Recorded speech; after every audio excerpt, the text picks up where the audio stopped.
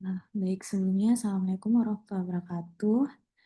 Pada kesempatan kali ini, saya akan mempresentasikan terkait dengan hasil penelitian tesis saya yang berjudul Faktor Domestik dan Regional Detected Trafficking Victims di ASEAN 5, Pendekatan Spatial Lack of X atau SLX.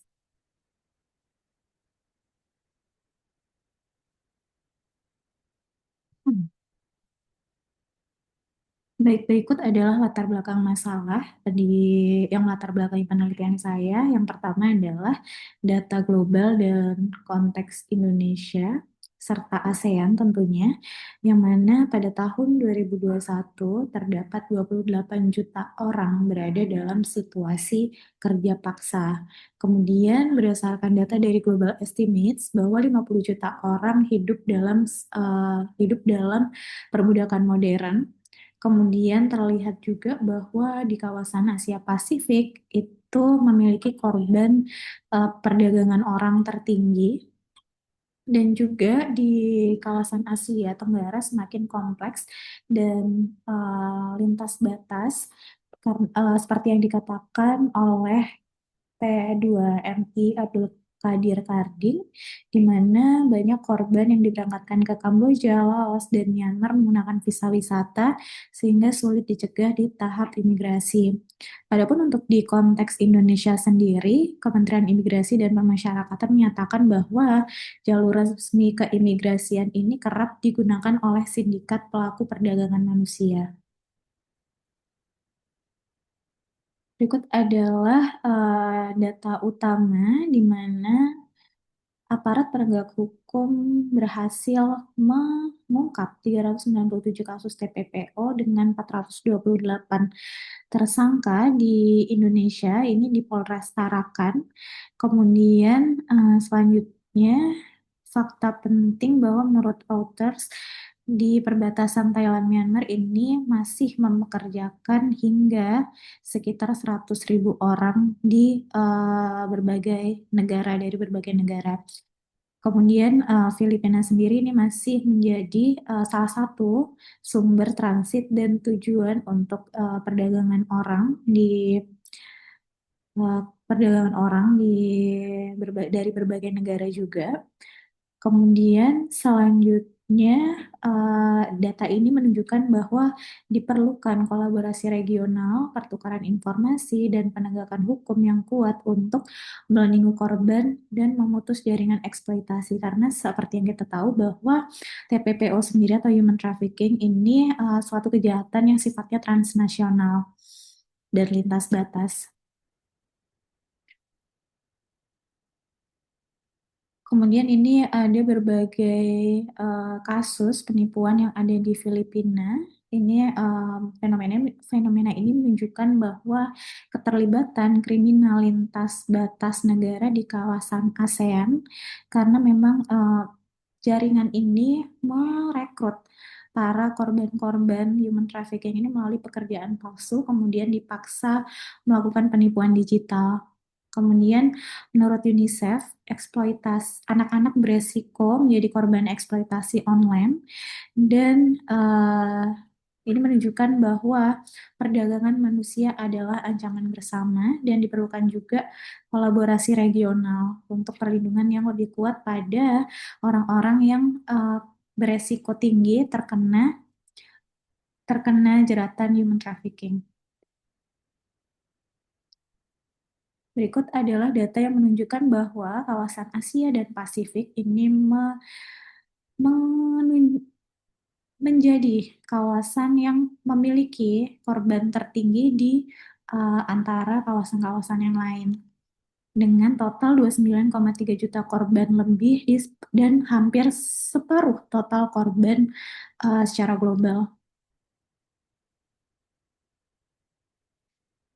Data berikut menunjukkan bahwa untuk global organized crime dari Global Organized Crime Index menunjukkan bahwa Indonesia, Malaysia, Thailand, Myanmar, dan Filipina ini untuk tingkatan Global Organized crime index-nya tetap tinggi, bahkan ada beberapa negara yang mengalami peningkatan, di mana untuk di Thailand dan Myanmar ini mengalami peningkatan, dan untuk negara lainnya tetap tinggi dan bahkan tidak mengalami penurunan sama sekali. Ini merupakan rumusan masalah dari penelitian ini, yaitu peningkatan mobilitas internasional melalui pariwisata ini berpotensi memperluas peluang perdagangan manusia, namun kapasitas institusional negara dapat mempengaruhi kemampuan deteksi kejahatan. Selain itu, karakteristik lintas batas perdagangan manusia membuka kemungkinan adanya spillover antar negara, sehingga penelitian ini menganalisis pengaruh international tourist arrivals dan government effectiveness terhadap detected trafficking victims di ASEAN serta potensi efek spillover regionalnya. Pada penelitian ini terdapat 4 pertanyaan penelitian yang mana ini menganalisa terkait dengan direct effects dari international tourist arrivals dan juga government effectiveness serta interaksi keduanya. Kemudian menganalisa juga terkait dengan efek limpahan spasial atau spatial spillover dari international tourist arrival dan detected trafficking victims serta variasi serta apakah interdependensi regional berperan signifikan dalam menjelaskan variasi detected trafficking victims di kawasan ASEAN. Berikut adalah tujuan penelitiannya, yang mana menganalisa secara direct, kemudian interaksi, dan juga efek spillover. Ini adalah theoretical framework yang melandasi penelitian ini. Yang pertama adalah adanya deterrence theory, yang mana offenders membuat rational choice dengan mempertimbangkan expected benefit dan juga expected cost. Kemudian institutional theory, di mana institusi adalah rule of game yang membentuk interaksi sosial, di mana government effectiveness di sini mencerminkan kualitas tata kelola negara dan kapasitas institusional. Kemudian ada routine activity theory, yang mana untuk routine activity theory ini terdapat 3 komponen penting, yaitu motivated offenders, kemudian suitable target, dan absence of culpable guardians. Mana untuk motivated offenders ini mencerminkan dari pelaku, kemudian a suitable target ini adalah calon korban, kemudian absence of culpable guardians adalah uh, direpresentasikan dalam kualitas penegakan hukum negara atau kualitas institusi dalam suatu negara tersebut.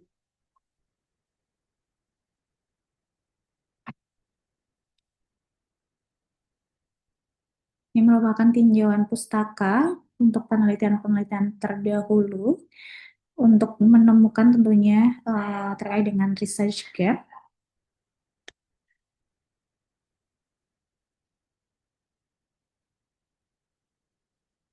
Dari tinjauan-tinjauan pusaka tersebut, dari penelitian terdahulu tersebut ditemukanlah research gap, di mana dominasi studi deskriptif dan normatif dibanding analisis kausal lintas negara.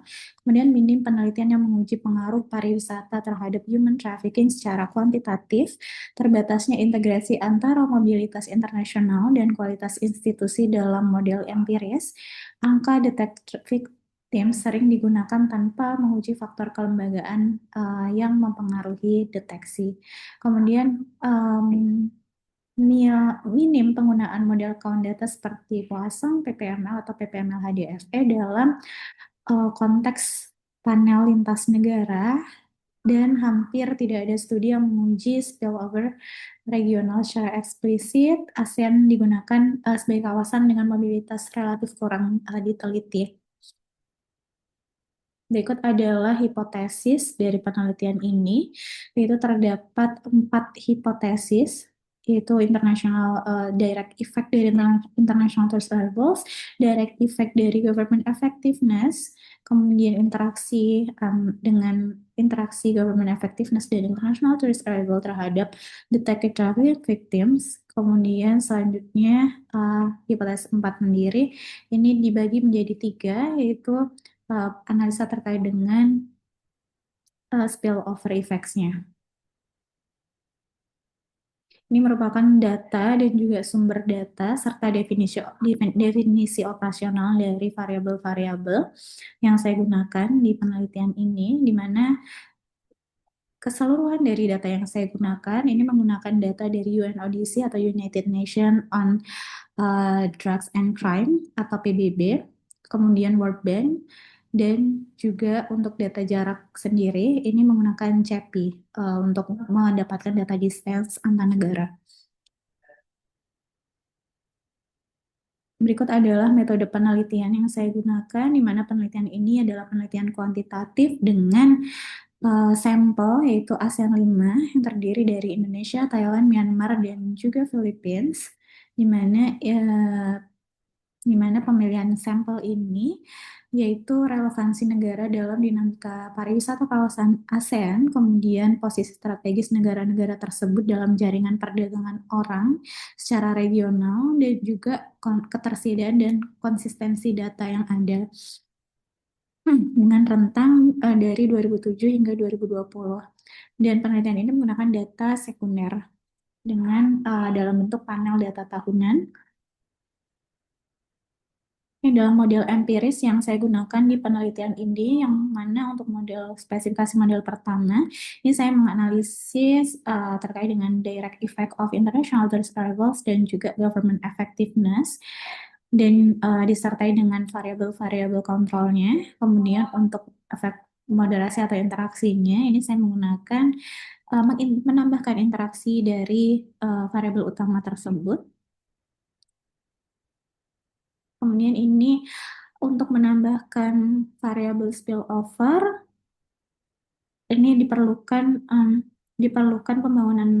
membangun matriks bobot spasial menggunakan k nearest neighbors dengan parameter K1 atau menentukan tetangga terdekat satu negara yang nantinya dianalisa atau di-merge dengan kedua variabel utama sebelumnya, yaitu international tourist arrivals dan government effectiveness. Berikut setelah ditemukan terkait dengan matriks bobot spasial KNN1, ini ditemukan tetangga terdekat. Untuk Indonesia, tetangga terdekatnya adalah Malaysia, kemudian Myanmar tetangga terdekatnya Thailand, Malaysia tetangga terdekatnya Indonesia, Philippines tetangga terdekatnya Thailand, Thailand tetangga terdekatnya adalah Myanmar. Setelah ditemukan matriks bobot spasial tersebut, dibangunlah sebuah model yang mana menambahkan dari model sebelumnya, yaitu W W tourist dan W government effectiveness, WGOVF, disertai dengan variabel-variabel lain yang menjadi kontrol. Berikut adalah deskripsi atau keterangan dari simbol-simbol yang ada di model penelitian saya.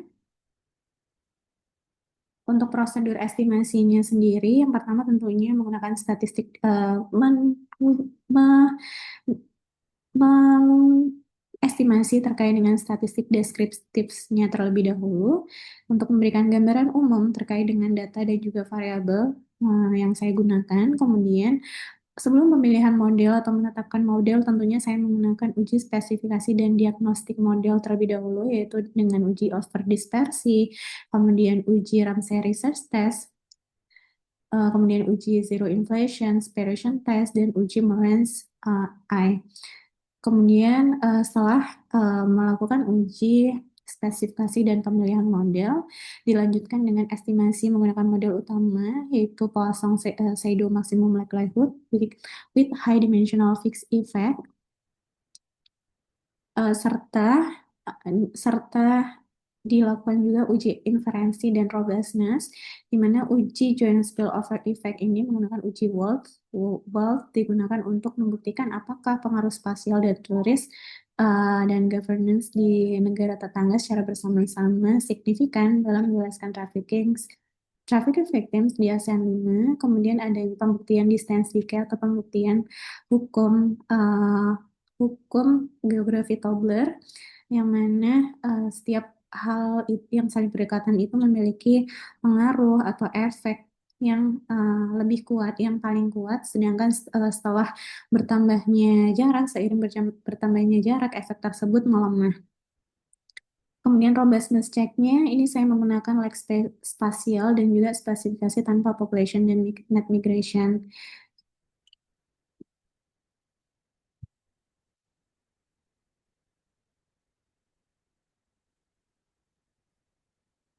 Berikut adalah statistik deskriptif dalam penelitian saya.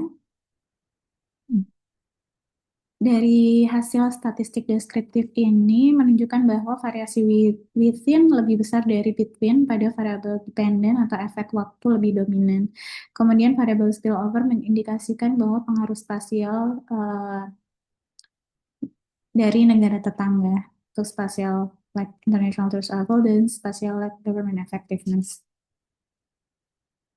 Yang kemudian perlu di-highlight juga bahwa untuk international tourist arrivals dan government effectiveness, minnya ini sangat kecil atau mendekati nol karena sebelumnya dilakukan min centering. Karena variabel ini diinteraksikan pada variabel berikutnya, yang mana hal ini sesuai dari rekomendasi dari Icahn dan West di papernya tahun 1991 ketika ada variabel yang diinteraksikan, ini disarankan untuk melakukan min centering untuk mengurangi atau untuk mengurangi keterkaitan atau collinearity dari kedua variabel tersebut terhadap variabel interaksinya. Sehingga untuk angka sebenarnya ini bukan nol, namun sangat kecil sehingga saya tulis seperti ini. Karena memang sangat-sangat kecil dan mendekati nol. Ini merupakan uji diagnostik yang saya gunakan, di mana yang pertama adalah overdispersi.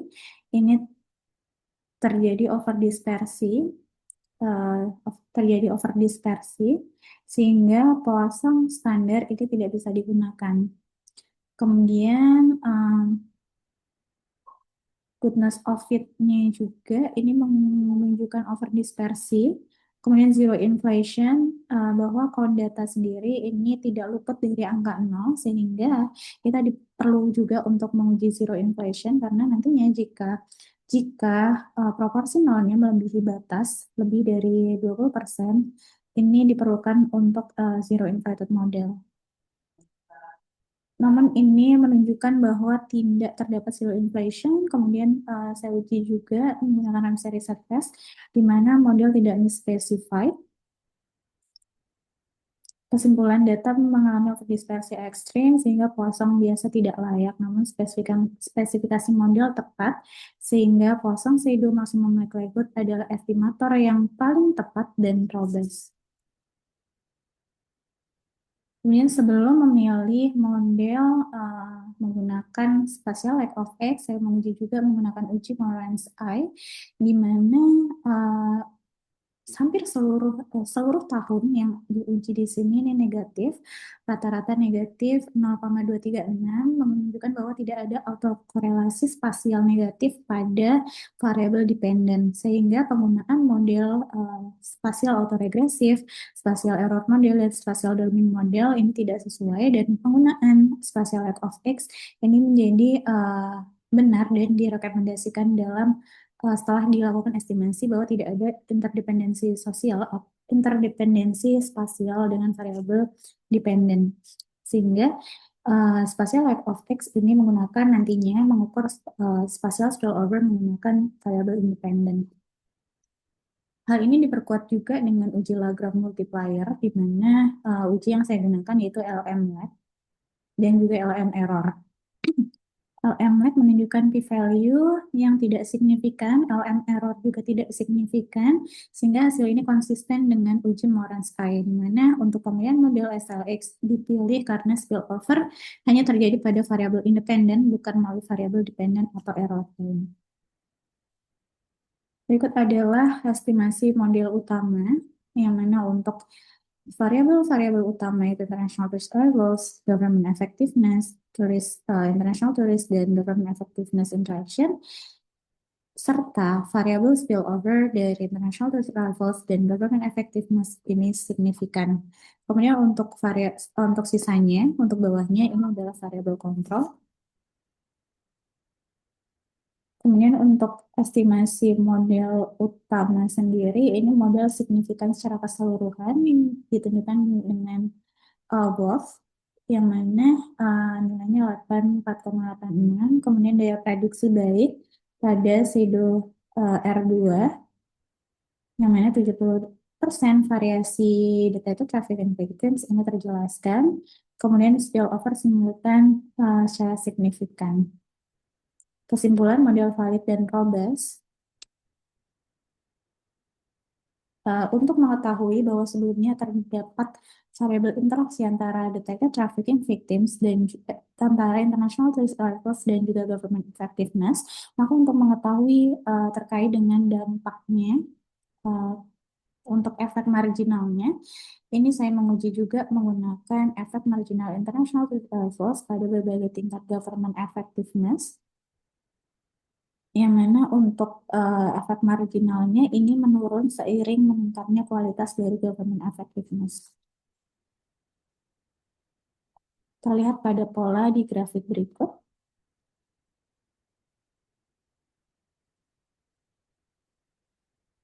Kemudian untuk membuktikan adanya distance decay, ini saya juga menggunakan variasi matriks K-Nearest-Neighbor, di mana untuk model utama saya ini KNN1, kemudian saya expand menjadi KNN2, KNN3, dan KNN4.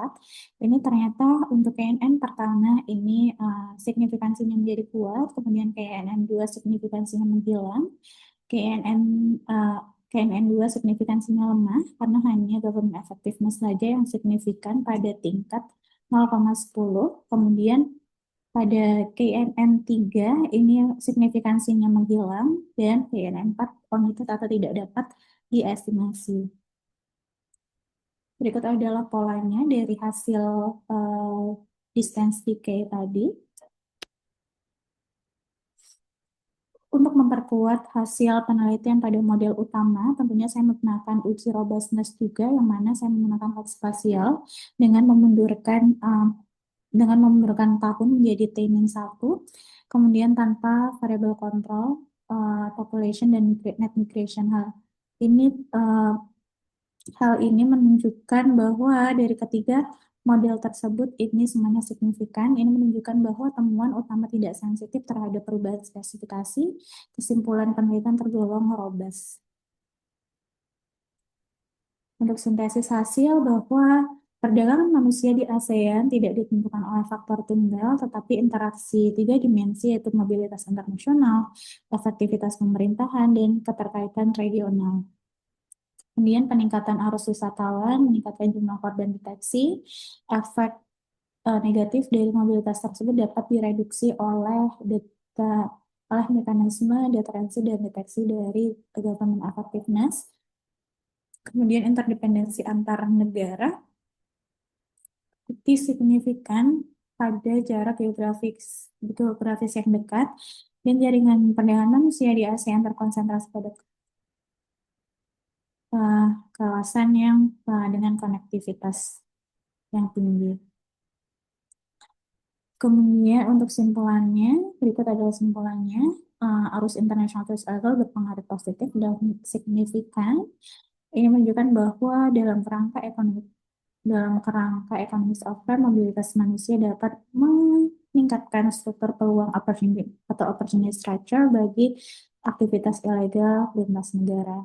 Kemudian negara dengan kapasitas tata kelola pemerintahan yang baik cenderung memiliki tingkat trafficking yang rendah dan mampu menekan aktivitas tersebut melalui peningkatan efektivitas penegakan hukum dan koordinasi institusi. Kemudian interaksi international levels dan government effectiveness terbukti berpengaruh negatif dan signifikan. Ini terbukti bahwa kualitas institusi mampu memperlemah dampak dari arus international tourist levels terhadap detected trafficking victims, serta terdapat efek spillover regional antar negara ASEAN, dan hasil uji robustness menunjukkan temuan yang stabil.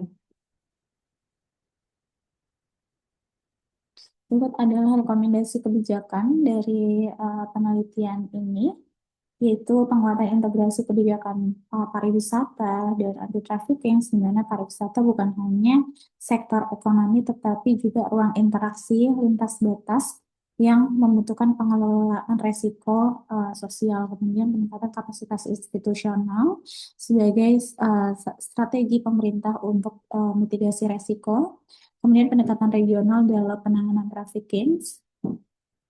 Nah, ASEAN sebagai kawasan dengan mobilitas tinggi memerlukan pendekatan kolektif dan mengelola kegiatan lintas batas.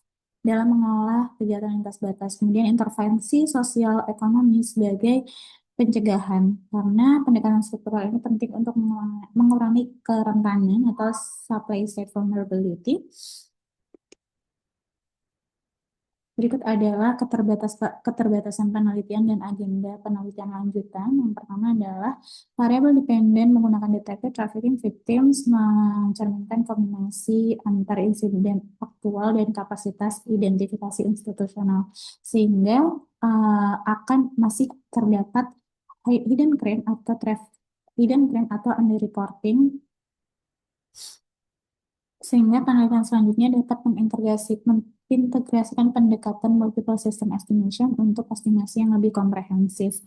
Kemudian mobilitas yang diukur terfokus pada pariwisata atau international tourist arrival sebagai variabel utama, dan net migration ini dimasukkan ke dalam kontrol. Namun, net migration yang tersedia merupakan data agregat yang belum secara spesifik menangkap migrasi irregular. Sehingga penelitian mendatang dapat memperkaya analisis dengan data migrasi irregular atau pekerja migran yang lebih teragregasi.